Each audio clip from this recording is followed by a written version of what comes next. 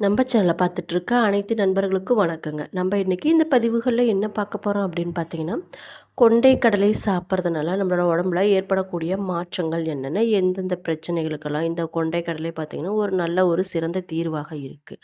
அது மட்டும் இல்லாமல் இது வந்து எந்த பிரச்சனைகளை முழுவதுமாக குணப்படுத்துது அப்படிங்கிறத பற்றியெல்லாம் இந்த பதிவுகளில் நான் உங்ககிட்ட சொல்ல போகிறேன். அதுக்கு முன்னாடி நம்ம சேனல் இப்போ தான் நீங்கள் ஃபஸ்ட் டைம் பார்க்குறீங்கன்னா சேனலை மறக்காமல் சப்ஸ்கிரைப் பண்ணிவிட்டு அப்படியே பக்கத்தில் இருக்கும் நோட்டிஃபிகேஷனுக்கான பெல் ஐக்கனை கிளிக் பண்ணி வச்சுக்கோங்க. வீடியோவை ஸ்கிப் பண்ணாமல் முழுசாக பாருங்கள். அப்போ தான் நான் சொல்ல வர பயனுள்ள தகவல்கள் கூட உங்களுக்கு புரியுங்க.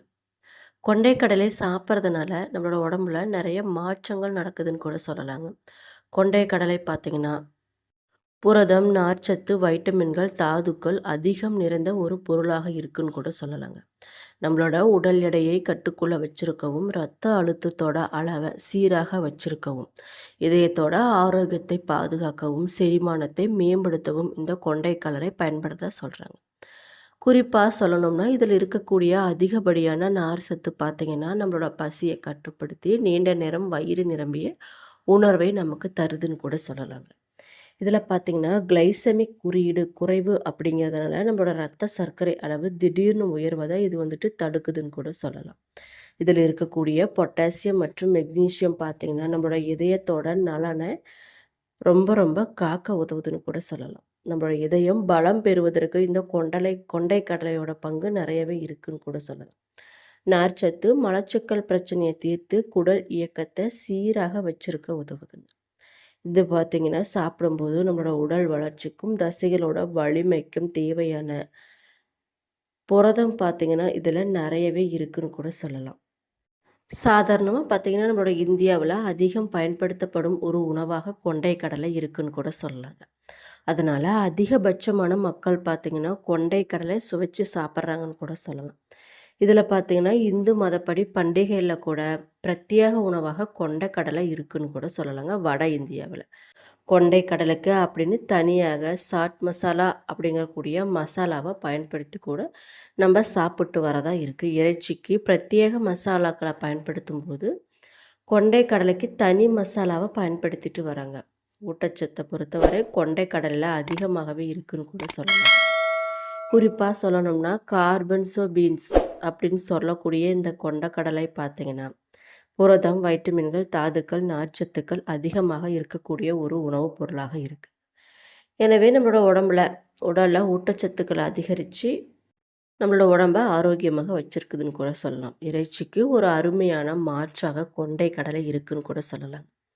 ஒரு கப் கொண்டை கடலையானது வயது வந்தவர்களின் புரத தேவையில் 1/3 அளிக்கக்கூடிய திறன் பார்த்திங்கன்னா இதுக்கு நிறையவே இருக்குது. கொண்டை கடலையில் நிறைய ஆரோக்கிய நன்மைகளும் நிறையவே இருக்குன்னு கூட சொல்லலாங்க. சுண்டல் அப்படின்னு சொல்லக்கூடிய கொண்டை கடலை பார்த்திங்கன்னா நம்மளோட ரத்த கட்டுப்பாட்டோட நன்மைகளை நமக்கு நிறையவே அள்ளி கொடுக்குது. நம்மள நிறைய பேருக்கு உயர் ரத்த அழுத்த பிரச்சனை இருக்குன்னு கூட நினைக்கிறேங்க. உயர் ரத்த அழுத்தத்தை தினசரி போதுமான அளவில் நம்ம வந்துட்டு பொட்டாசியம் சாப்பிட்டுட்டு வரும்போது உடம்புல ரத்த அழுத்த பிரச்சனைக்கு இது வந்துட்டு பயன்படுதுன்னு கூட சொல்லலாம். இரத்த அழுத்தத்தை நிர்வகிக்க நினைப்பவர்களுக்கு உதவக்கூடிய ஒரு தானியமாக கொண்டை கடலை இருக்குன்னு கூட சொல்லலாங்க. கொண்டை கடலை இருக்கக்கூடிய மற்றொரு நன்மை என்னன்னு பார்த்தீங்கன்னா இதயத்திற்கு போதுமான ஊட்டச்சத்தை இதன் மூலம் நம்ம பெற்றுக்கலாம். Selenium, magnesium, potassium, vitamin B, fibre, இரும்புச்சத்து ஆகியவையெல்லாம் இதில் நிறையவே நிறைஞ்சிருக்குன்னு கூட சொல்லலாம். குறிப்பாக சொல்லணும்னா ஃபைபர் மற்றும் இரும்பு சத்துக்கள் பார்த்திங்கன்னா நம்மளோட இதயத்தை தாண்டி ஒட்டுமொத்த உடல் ஆரோக்கியத்திற்கும் தேவையான முக்கியமான ஊட்டச்சத்தை நமக்கு அள்ளி கொடுக்குதுன்னு கூட சொல்லலாங்க. இதனால் இதய அபாயங்களை குறைக்கிறதுல கொண்டை கடலையோட பங்கு நிறையவே இருக்குன்னு கூட சொல்லலாம். அதுக்கப்புறம் என்ன பார்க்க போகிறோன்னு பார்த்தீங்கன்னா நம்மளோட ரத்த சர்க்கரை அளவை கட்டுக்குள்ளே வச்சுருக்க இந்த கொண்டை கடலை பெரிதும் பயன்படுறதா சொல்கிறாங்க. நீரிழிவு நோய் அப்படின்னு சொல்லக்கூடிய பிரச்சனை பார்த்திங்கன்னா நிறைய பேருக்கு இருக்குன்னு கூட சொல்லலாம். நீரிழிவு நோயை கட்டுப்படுத்தணும்னு நினச்சா இந்த கொண்டைக்கடலை தினசரி நம்ம சாப்பிட்ற மூலம் நம்மளோட உடம்புல நிறைய மாற்றங்கள் ஏற்படுறதை நம்ம கண்கூட பார்க்கலாம். இதில் பார்த்திங்கன்னா குறைந்த கிளைசமிக் மற்றும் ஸ்டார்ச் அமினோசின் அப்படிங்கிற பொருள் இரும்பு இருக்கிறதுனால நம்மளோட உடல் கொண்டை கடையில் இருக்கக்கூடிய சத்தை உறிஞ்சிக்குதாங்க. இதனால் ரத்தத்தில் சமநிலையை கட்டுப்படுத்த உதவுதுன்னு கூட சொல்லலாம்.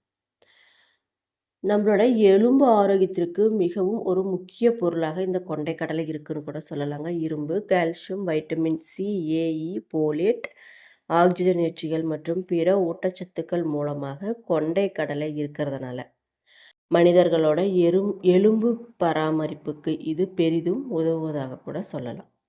இது உடல்ல இரும்பு உறிஞ்சுதல் திறனை அதிகரிக்குதாங்க. எனவே ஆஸ்டியோபோரோசிஸ் மற்றும் இரத்த சோகை ஆகியவற்றை அடர்த்தியான ஊட்டச்சத்து கொண்டைக்கடலை சாப்பிட்றதுனால. எனவே தாங்க எலும்பு வலி இருப்பவங்களும் ஹீமோகுளோபின் குறைபாடு இருப்பவங்களும் தினசரி கொண்டைக்கடலை சாப்பிட்றத பழக்கமாக வச்சுக்கோங்க. இது பார்த்திங்கன்னா நம்மளோட இரத்த சோகைக்கு பலன் அளிப்பதால் உடலில் நோய் எதிர்ப்பு சக்தியை அதிகரிக்க உதவுதுங்க.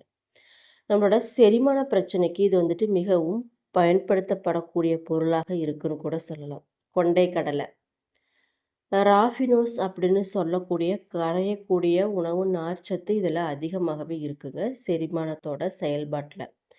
இது வந்துட்டு பெருங்குடலுக்கு மிகவும் ஒரு பயனுள்ள பொருளாக இருக்குன்னு கூட சொல்லலாம். நம்மளோட உடலில் இருக்கக்கூடிய நச்சுக்களை வெளியேற்றுவதன் மூலம் நம்மளோட உடம்பே மிகவும் ஆரோக்கியமாக இருக்குன்னு கூட சொல்லலாம். குறிப்பாக சொல்லணும்னா ஹார்மோன்களோட ஏற்றத்தாழ்வை தடுக்கக்கூடிய பண்பு பார்த்திங்கன்னா இதுக்கு நிறையவே இருக்குன்னு கூட சொல்லலாம். கொண்டைக்கடலை சாப்பிட்டுட்டு வந்தால் பெண்களை அதிகம் தாக்கக்கூடிய மார்பக புற்றுநோய், ஆஸ்டியோபோரோசிஸ் இதெல்லாம் பார்த்திங்கன்னா எதிர்த்து போராடக்கூடிய தன்மை பார்த்திங்கன்னா இந்த கொண்டைக்கடலைக்கு நிறையவே இருக்குன்னு கூட சொல்லலாம். மாதவிடாய் காலத்தில் பெண்களுக்கு ஏற்படக்கூடிய மனநிலை மாற்றங்களை சரி செய்ய இது உதவுதாங்க. இரத்த சோகைக்கு சிறந்த உணவுப் பொருள் எதுன்னு பார்த்தீங்கன்னா இந்த சுண்டைக்கடலை தாங்க. இதில் இரும்பு சத்து அதிகமாக இருக்கு. அது மட்டும் இல்லாமல் இரத்த அழுத்தம் அதிகம் உள்ளவர்கள் பார்த்தீங்கன்னா கொண்டைக்கடலை சாப்பிட்டுட்டு வர இரத்த அழுத்தம் கட்டுப்பாட்டுடன் இருக்கும். அது மட்டும் இல்லாமல் இதில் பார்த்தீங்கன்னா அதிக பொட்டாசியம், மெக்னீசியம் இருக்கிறதுனால நம்மளோட உடம்புக்கு ரொம்ப ரொம்ப நல்லதுன்னு கூட சொல்லலாம். கொண்டைக்கடலையை அவிச்சு அரைச்சி பாலில் கலந்து சாப்பிட்டுட்டு வந்தோம்னா உடலுக்கு நல்ல உறுதியை கொடுக்கக்கூடியதாக இருக்குங்க. கொண்டைக்கடலில் இருக்கக்கூடிய மெக்னீசியம் மற்றும் ஃபோலேட் பார்த்திங்கன்னா நம்மளோட ரத்த நாளங்களை வலிமையடைய செஞ்சு கெட்ட கொழுப்பை குறைச்சி இதயத்தை ஆரோக்கியமாக செயல்பட வைக்க இது உதவுதுன்னு கூட சொல்லலாம். வாத நோய் இருப்பவங்க பார்த்திங்கன்னா, மூலநோய் உள்ளவர்கள், மலச்சிக்கல் இருப்பவங்க எல்லாம் கொண்டைக்கடலை தவிர்ப்பது ரொம்ப ரொம்ப நல்லது. இதை அதிக அளவுக்கு நம்ம சாப்பிடும்போது உடலுக்கு கெடுதலை உண்டாக்கக்கூடியதாக இருக்குங்க. குறிப்பாக சொல்லணும்னா அளவோடு பயன்படுத்துவது ரொம்ப ரொம்ப நல்லதுன்னு கூட சொல்லணும். குறிப்பாக சொல்லணும்னா ஊற வச்ச கொண்டைக்கடலையில் புரதம், நார்ச்சத்து, இரும்பு சத்து மற்றும் ஆன்டி ஆக்சிடென்ட்டுகள் அதிகமாக இருக்குங்க. இதை நம்ம தினமும் சாப்பிடும்போது நம்மளோட உடல் எடையை குறையும். அது மட்டும் இல்லாமல் இரத்த சர்க்கரை அளவை கட்டுப்படும் கூட சொல்லலாம். இதய நரம்புகள் பலப்படுங்க மற்றும் உடலுக்கு தேவையான ஆற்றல் பார்த்திங்கன்னா நமக்கு நிறையவே கிடைக்குன்னு கூட சொல்லலாம். நார்ச்சத்து அதிகம் இதில் இருக்கிறதுனால நீண்ட நேரம் பசி எடுக்காமல் பார்த்து கொள்ள நம்மளோட உடல் எடையை குறைக்க உதவுதாங்க.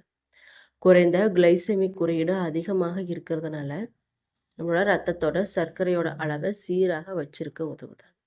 இரும்புச்சத்து அதிகமாக இதில் இருக்கிறதுனால ஹீமோகுளோபினோட அளவை அதிகரிக்க செஞ்சு இரத்த சோகையை தடுக்க உதவுதுன்னு கூட சொல்லலாம். ஜீரண சக்தியை மேம்படுத்தி மலச்சிக்கல் பிரச்சனையும் சரி செய்யுதுன்னு கூட சொல்லலாம். இரத்த நாளங்களை ஆரோக்கியமாக வச்சிருக்க இது பார்த்திங்கன்னா ரொம்ப பயன்படுதுன்னு கூட சொல்லலாம். இதில் இருக்கக்கூடிய புரதம் பார்த்திங்கன்னா தசைகளோட வளர்ச்சிக்கும் எலும்புகளோட வலிமைக்கும் உதவுதுன்னு கூட சொல்லலாம். காலையில் நம்ம வெறும் வயிற்றில் சத்தான உணவுகளை சாப்பிடும்போது இந்த உணவுகள் பார்த்திங்கன்னா நம்ம உடம்புல இருக்கக்கூடிய சத்துக்களை உடல் முழுவதுமாக உறிஞ்சக்கூடிய தன்மையில் இருக்குது. எனவே தான் காலை உணவாக ஆரோக்கியமாக இருக்கணும் அப்படிங்கிறதுக்கோசரம் கொண்டைக்கடலை சாப்பிட்லாம் அப்படின்னு சொல்லுவாங்க. ஒரு சில உணவுகளை காலையில் வெறும் வயிற்றில் சாப்பிட்றது ரொம்ப ரொம்ப நல்லதுங்க. அந்த உணவு பட்டியலில் தான் இந்த சுண்டலும் இருக்குன்னு கூட சொல்லலாம். சுண்டலை ஊற வச்சு காலையில் வெறும் வயிற்றில் சாப்பிடும்போது அதில் இருக்கக்கூடிய சத்துக்கள் பார்த்திங்கன்னா உடல் முழுவதும் உறிஞ்சப்பட்டு பல நோய்களோட அபாயத்தை தடுக்கக்கூடியதாக இருக்குன்னு கூட சொல்லலாம். கொண்டைக்கடலை அப்படிங்கிறது பார்த்திங்கன்னா சுண்டலோட கருப்பு, வெள்ளை என 2 வெரைட்டியில் இருக்குன்னு கூட சொல்லலாம். அதில் கருப்பு சுண்டலில் இரும்புச்சத்து மற்றும் நிறைய ஊட்டச்சத்துக்கள் ஏராளமாகவே இருக்குங்க.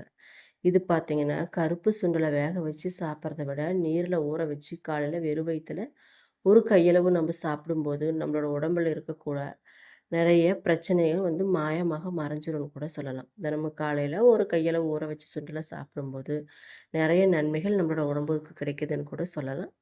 நன்றி. என்ன நண்பர்களே, இந்த பதிவுகள் மூலம் கொண்டைக்கடலை சாப்பிடுறதுனால என்னென்ன நன்மைகள்? கொண்டைக்கடலை வந்துட்டு யாரெல்லாம் சாப்பிடலாம், சாப்பிடக்கூடாது அது மட்டும் இல்லாம, கொண்டைக்கடலை வந்துட்டு நம்ம வேக வச்சு சாப்பிடுறதுக்கும், ஊற வச்சு சாப்பிடுறதுக்கும் என்னென்ன வித்தியாசம்? இது 2யும் கம்பேர் பண்ணும்போது, ஊற வச்சு சாப்பிடும்போது என்னென்ன நன்மைகள் நம்மளோட உடம்புக்கு கிடைக்குது? அப்படிங்கிறத பத்திலாம் சொல்லியிருக்கேன். நன்றி.